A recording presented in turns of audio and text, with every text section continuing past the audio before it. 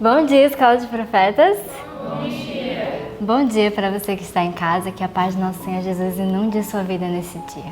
Bom dia, professor Léo. Bom dia, Aninha. Bom dia, igreja. Bom dia. Bom dia para você que está em casa. Olha, nós aqui de novo juntinhos para nós louvar o Deus eterno, para que nós possamos estar cheio de alegria das bênçãos que o Senhor Deus dá para nós. Que você possa ter acordado, possa ter falado com o Deus eterno, com a majestade do céu. Tenho certeza absoluta que Deus vai falar com você durante o dia de hoje. Que você possa sentir alegria no seu coração pela graça e poder do Senhor Deus. Mas, Aninha, eu não posso, Aninha, de deixar de mandar um abraço para aquelas pessoas que nos acompanham. Mas antes disso de eu mandar um abraço, eu queria que você, aí do outro lado, deixasse lá nos comentários de onde você está falando. Porque as pessoas pedem abraço, orações, são muitas pessoas que têm deixado seu comentário para que você possa receber o nosso abraço e nós possamos falar aqui de onde você é, tá bom? Deixa aí seu comentário para que nós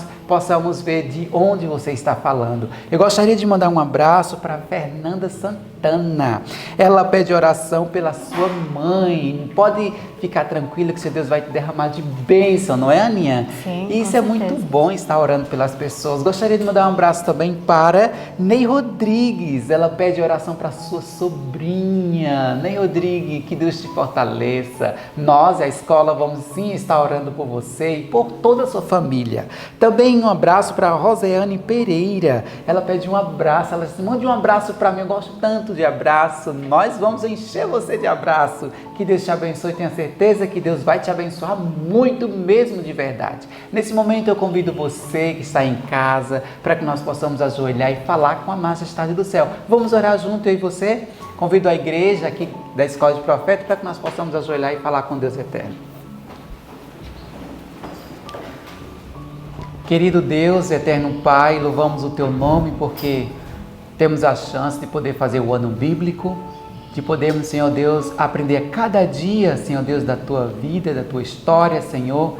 E queremos, meu Deus, te pedir Tuas bênçãos em nome de Jesus a cada um que acompanha o ano bíblico, Senhor. Fortalece com Teu poder, enche, Senhor Deus, para que eles nunca venham deixar de fazer o ano bíblico, Senhor. Mas que eles possam, Senhor Deus, espalhar para outras pessoas e que pessoas sejam levadas para o Teu reino através do ano bíblico, Senhor. Nos abençoe agora, queremos louvar e exaltar o Teu santo nome, Senhor. Fica conosco ao estar agora, Senhor Deus, louvando e que nós possamos de verdade sentir a atmosfera do céu, Senhor.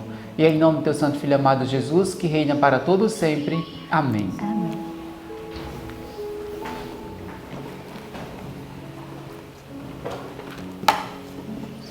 E agora, em continuação à nossa adoração, vamos louvar a nosso Senhor com o hino 142, Perdão, Poder e Paz. Perdão.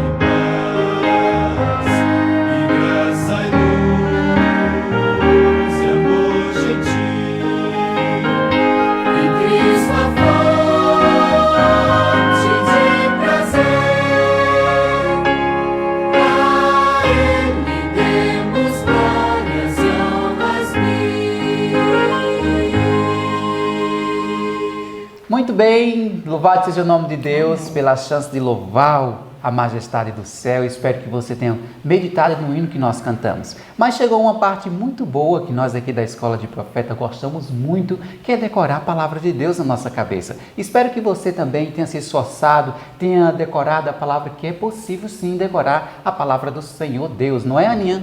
Sim, o versinho dessa semana é bem curtinho, né, em comparação com o da semana passada. E vamos recitar com todo vigor na Escola de Profetas. Vamos lá, Mateus 24, 24. 1, 2, 3. Mateus 24, 24. Porque surgirão falsos cristos e falsos profetas, e farão tão grandes sinais e prodígios que, se possível fora, enganariam até os escolhidos. Mateus 24, 24. Mateus 24, 24. Porque surgirão falsos cristos e falsos profetas, e farão tão grandes sinais e prodígios que, se possível fora, enganariam até os escolhidos. Mateus 24, 24. Mateus 24, 24. Porque surgirão falsos cristos e falsos profetas, e farão tão grandes sinais e prodígios que, se possível fora, enganariam até os escolhidos. Mateus 24, 24. Amém, louvado seja Deus. Vamos agora ficar com o ano bíblico. Não perca por nada na vida, hoje está muito bom. Deus te abençoe e tenha um bom dia. Amém, tenha um bom estudo. Tudo bem com você? Seja bem-vindo, seja bem-vinda a mais um momento especial de estudo da Palavra de Deus. Que bom que Deus trouxe você para aprender lições preciosas da Palavra dele. Hoje o nosso estudo está baseado lá no livro de Oséias, no capítulo 11 ao capítulo 14, e também no livro Profetas e Reis, capítulo 24, destruídos porque lhe faltou o conhecimento. Quero convidar você a abrir a sua Bíblia no livro de Oséias. O livro de Oséias traz um apelo de Deus, Deus fazendo um apelo às 10 tribos do norte. Aquelas tribos tinham sido agraciadas com muitos profetas de Deus. Você pode recordar de estudos passados que Deus trabalhou ali houve sempre apostasia, separação de Deus, mas um dos maiores profetas trabalharam naquela região, que foi o profeta Elias. Você tem acompanhado conosco em estudos anteriores, mas agora o povo insistia em continuar nessa separação de Deus, na idolatria, corrupção moral, injustiça social. Esse era o contexto ali que estava vivendo aquele período. E Deus envia sua última mensagem de misericórdia, sua última mensagem de juízo. E eu quero mostrar para você alguns aspectos do trato de Deus com Israel. O relacionamento, o favor de Deus com Israel sempre foi condicionado à obediência. Se eles obedecessem, eles receberiam o favor de Deus, mas se eles desobedecessem, eles estariam a favor do outro reino. Preciso falar com você, aqui na terra está havendo um grande conflito. E não é porque Deus é um Deus mau, que o povo desobedecia e Deus castigava. Não, não é assim. É porque dentro do cenário do grande conflito existem dois lados. O lado de Deus e o lado de Satanás. O lado de Deus tem regras e essas regras Deus deixou bem claro para o seu povo desde o começo. Nós vimos que logo quando Deus tirou Israel do Egito, Deus deu a eles as leis, os conceitos, a aliança dele. E o povo se comprometeu em obedecer essa aliança. Lá em Êxodo 24, no verso 3 e no verso 7, nós vemos o povo confirmando essa aliança, dizendo: tudo que o Senhor Deus pedir, nós faremos. Só que o tempo foi passando e o povo foi se esquecendo de Deus. E Moisés também falou dos males que aconteceria se eles se desviassem da lei de Deus. E aqui no livro vem trazendo alguns detalhes aqui. No último parágrafo da primeira página, vem trazendo um detalhe aqui interessante. Diz assim: os israelitas haviam sido especialmente advertidos a não perder de vista os mandamentos de Deus, em cuja obediência deviam encontrar força e bênção. Veja, através da obediência aos mandamentos de Deus, eles encontrariam força e bênção. A obediência sempre traz bênção, mas, olha só, se eles se desviassem, ia vir problemas e juízos e cativeiro e morte. Não porque Deus fosse um Deus vingativo, como eu falei no início, mas quando nós nos desviamos do que Deus nos pede, automaticamente ficamos à mercê do outro lado. E como você já deve saber, esse conflito entre o bem e o mal, Satanás ele luta por quando Deus escolhe alguém, quando Deus escolhe um povo, quando essa pessoa escolhe a Deus, ele luta para roubar isso da pessoa. E Satanás sempre lutou ali para roubar a posição daquele povo de agraciado de Deus, roubar as bênçãos do povo. E agora chegou o momento em que o povo estava com uma apostasia tão tremenda, que a ferida deles era incurável. Mas Deus, mesmo assim, enviou mensagens de advertências e apelos ao coração do povo. Quero pedir a você que acompanhe aqui no livro como foi que esse povo chegou a uma apostasia tão grande. Eu queria que você acompanhasse aqui no parágrafo que começa assim: a apostasia de Israel, para você ter uma ideia de como foi que eles chegaram a esse ponto. A apostasia de Israel havia se desenvolvido gradualmente. De geração em geração, Satanás tinha feito repetidas tentativas para levar a nação escolhida a esquecer os mandamentos, os estatutos e os juízos que eles haviam prometido guardar para sempre. Ele sabia que se pudesse levar a Israel a esquecer-se de Deus e andar após outros deuses e servi-los e adorá-los, certamente pereceriam.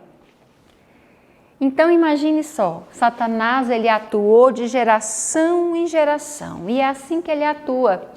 O objetivo dele é levar você a esquecer de Deus, esquecer do que Deus pede para a sua vida, esquecer. E por isso o mundo está na situação que está. Você já pensou quantas distrações tem hoje? Hoje nós já acordamos correndo de um lado para o outro. O minuto que se tem, eu vejo a maioria das pessoas no celular, olha uma coisa, olha a outra, olha uma coisa, olha a outra, e às vezes nós nem nos lembramos de Deus, de quem nós somos, de que tudo está terminando, e vivemos uma vida distraída, e é esse o objetivo de Satanás. Mas louvado seja Deus que você escolheu buscar a Deus nas primeiras horas do dia. Continue, que você vai sendo fortalecido e vai ser abençoado se você seguir as orientações que Deus deixou para você. Mas agora eu quero convidar você a abrir no livro de Oséias e vamos ver como é que estava a situação do povo e veja a linguagem que Deus usa, que linguagem de amor.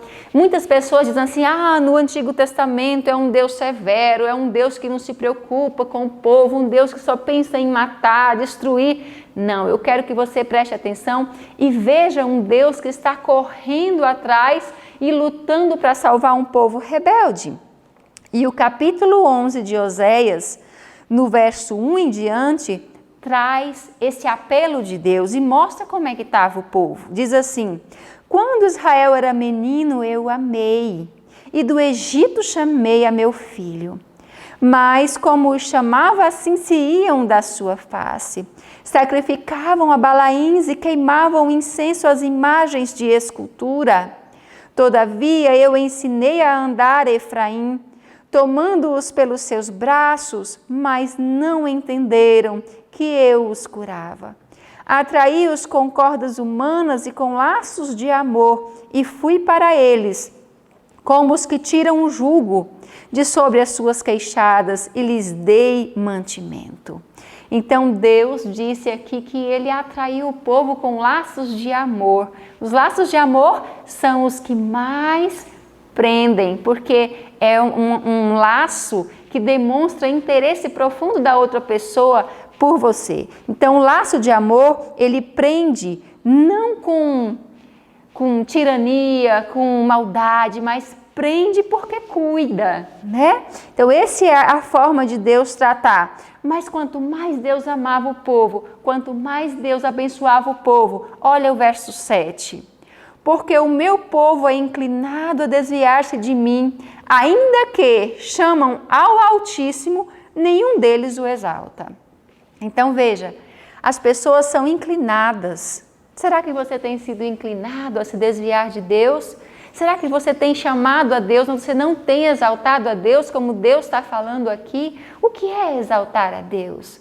Exaltar a Deus é colocar Ele em primeiro lugar. É levar a sério as orientações que Ele dá, porque toda orientação que Deus dá é para nos cuidar, é para nos proteger. E Deus sofre como um pai, Ele usa uma linguagem de pai aqui para dizer que ama seu povo. E Deus não mudou, Deus ama você. Mas será que você tem guardado o que Deus tem ensinado para você? Você tem buscado os mandamentos de Deus? E aqui ele continua falando de uma linguagem bem interessante. Ele diz que o povo está inclinado a se desviar dele. No capítulo 13, vem trazendo algo interessante também. Eu quero pedir a você que acompanhe do verso 1 ao verso 6. Como é que o povo estava fazendo? Quando Efraim falava, tremia-se. Foi exaltado em Israel, mas ele se fez culpado em Baal e morreu. Verso 2, e agora multiplicaram pecados e a sua prata fizeram uma imagem de fundição, ídolos, segundo o seu entendimento, todos obra de artífices, dos quais dizem, os homens que sacrificam beijam os bezerros. Por isso serão como a nuvem da manhã, como o orvalho da madrugada, que cedo passa, como o folhelho que a tempestade lança da eira e como a fumaça da chaminé. Todavia eu sou o Senhor teu Deus, desde a terra do Egito, portanto não reconhecerás outro Deus além de mim, porque não há Salvador senão eu. Então Deus aqui está falando da situação do povo. Ele está dizendo, olha, eles estão fazendo ídolos, eles estão colocando ídolos de prata, de ouro, de tudo que tinha aqui, eles estavam fazendo ídolos para eles. Mas Deus continua dizendo, mas sou eu que sou o Deus de vocês. Desde antigamente eu sou o Deus de vocês. Era só em Deus que eles iam conseguir as vitórias, eles iam conseguir vencer. Mas agora Deus estava dizendo que Efraim ia passar como uma fumaça da chaminé, porque tinham deixado de seguir o seu Deus, o protetor deles. E quando nós não seguimos a Deus, como eu disse a você no começo, ficamos ali, à mercê de um outro poder que pode querer governar a nossa vida. E agora, Deus ele vem trazendo um apelo para o coração de Israel. Veja o verso 9. O verso 9 aqui do capítulo 13 diz, para a tua perda, ó Israel, te rebelaste contra mim, a saber, contra o teu ajudador. Eles se rebelaram contra a única pessoa que poderia ajudar. Sabe, muitas pessoas buscam ajuda em várias coisas, várias. Buscam ajuda de várias maneiras para seres humanos. Líderes religiosos, mas o único que realmente pode nos ajudar é quem? É o nosso Deus. E nós precisamos atentar à palavra que Ele deixou escrita para que nós podemos ter sucesso em nossa vida. O capítulo 14 vem trazendo um apelo muito lindo e muito forte de Deus. Eu vejo Deus aqui como um pai amoroso que quer o bem de seus filhos, mas veja, Deus também não obriga, Ele deixa a gente livre para que possamos escolher. E no verso 1 ele diz assim: converte-te, ó Israel, ao Senhor teu Deus, porque pelos teus pecados têm caídos. O que é conversão? Conversão é mudança de rumo. Israel estava aqui caminhando para a morte. Mas Deus chama eles a mudar de rumo, a voltar para Ele. E disse: olha, pelos teus pecados você tem caído. Quem sabe você é uma pessoa que se afastou dos caminhos de Deus. E você tem apanhado da vida de várias maneiras. Mas Deus está convidando você para você voltar, para você se arrepender, para você buscar Ele novamente. Deus vai curar as suas feridas e ajudar você a ter uma vida feliz ao seu lado. E eu quero continuar aqui, no verso 2, ele diz: tomai convosco palavras e convertei-vos ao Senhor. Dizei-lhe: tira toda a iniquidade e aceita o que é bom, e ofereceremos como novilhos e sacrifícios de nossos lábios. Gente, Deus está ensinando aqui que nós devemos nos arrepender. Confessar para Ele os nossos pecados, ter palavras de arrependimento. Deus estava ensinando o povo aqui como é que Ele gostaria que o povo se voltasse para Ele. E no verso 8 ele fala algo mais interessante. Efraim dirá: que mais tenho eu com os ídolos? Eu o tenho ouvido e cuidarei dele. Eu sou como a faia verde, de mim é achado o teu fruto.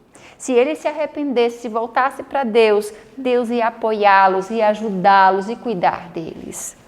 Do mesmo jeito é hoje. Deus está esperando que eu e você voltemos o nosso coração para Ele, não só de boca, mas que possamos exaltar Ele como nosso Deus, em um mundo onde está tudo arruinado, tudo modificado, cada um quer fazer o que quer, prejudicar o seu próximo. Esse livro de Oséias vem trazendo como é que estava a situação do povo.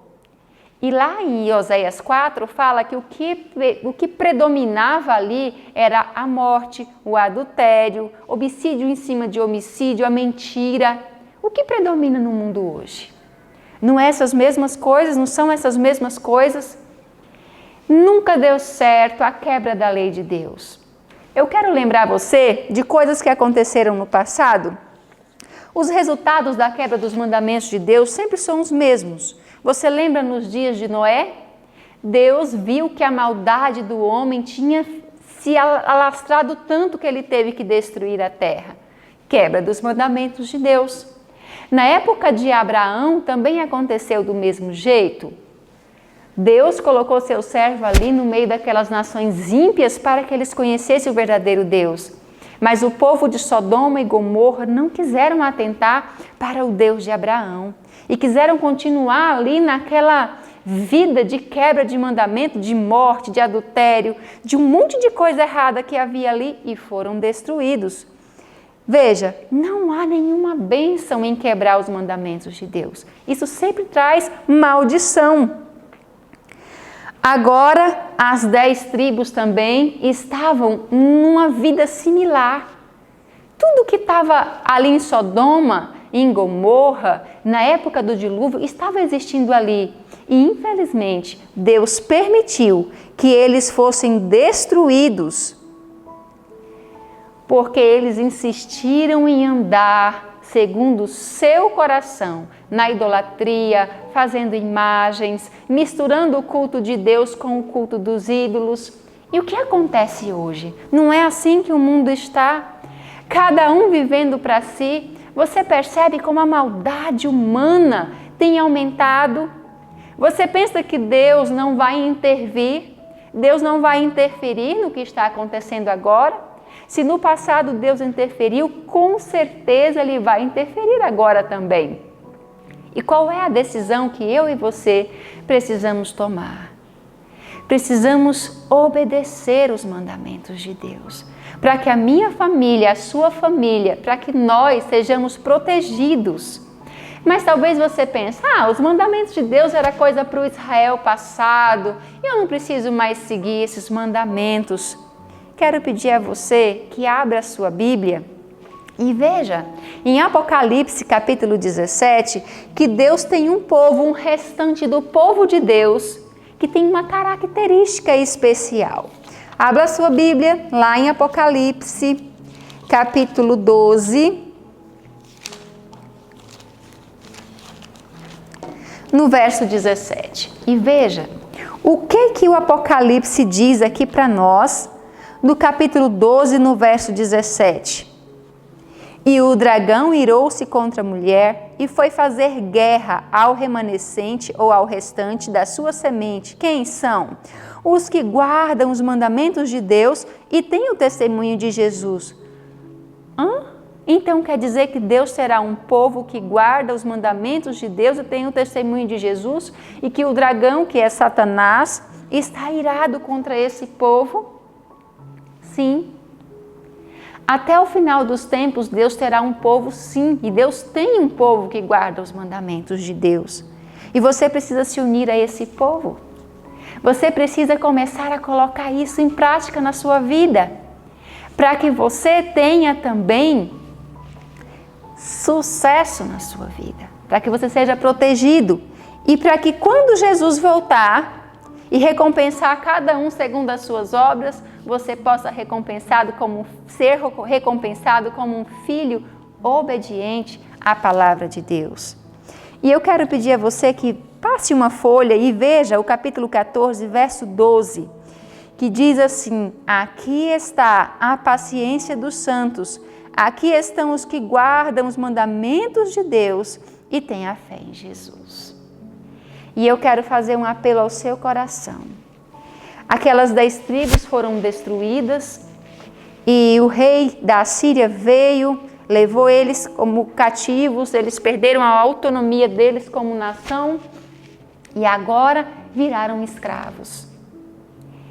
Existe alguém que está escravizando as pessoas. As pessoas não conseguem mais viver fazendo o que elas querem. Existe um poder que está escravizando as pessoas. Basta você olhar do lado. Gente bebendo, gente viciada em droga, gente viciada em séries e filmes, gente depressiva, gente com tanto problema. Problema é o que não falta na nossa sociedade hoje. Mas Deus tem como nos libertar. Se você deseja ser liberto, clame a Deus e comece a colocar em prática os 10 mandamentos de Deus na sua vida. E a fé em Jesus. E você, além de ter proteção, você vai estar se preparando, porque Deus tem uma conta para acertar com toda a humanidade.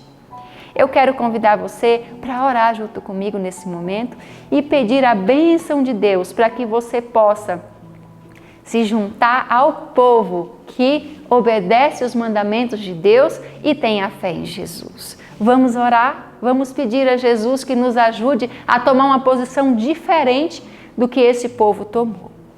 Quero convidar você para se ajoelhar junto comigo para nós falarmos com Deus.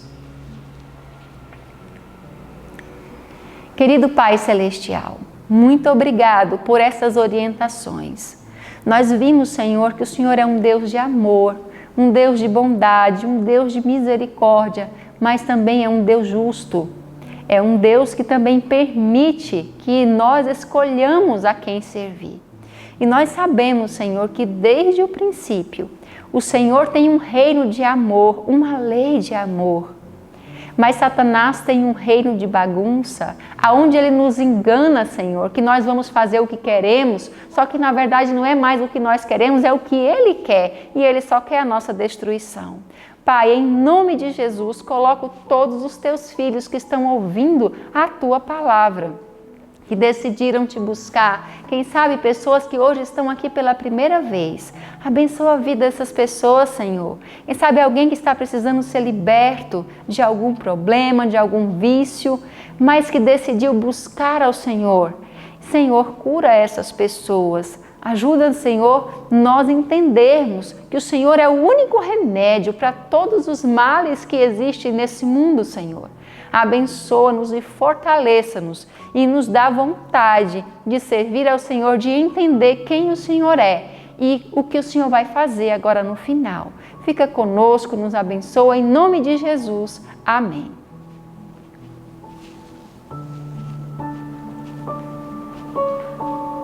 Deus abençoe você, um ótimo dia na presença de Deus e até a próxima vez.